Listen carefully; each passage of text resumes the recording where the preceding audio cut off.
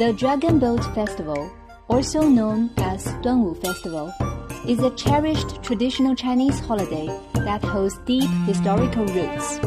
It falls on the 5th day of the 5th lunar month.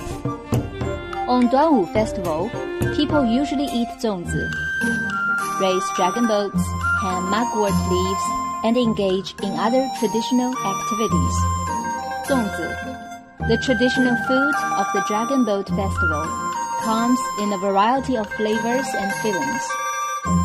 The making of 粽子 needs to go through processes such as ingredient selection, rice soaking, and leaf boiling.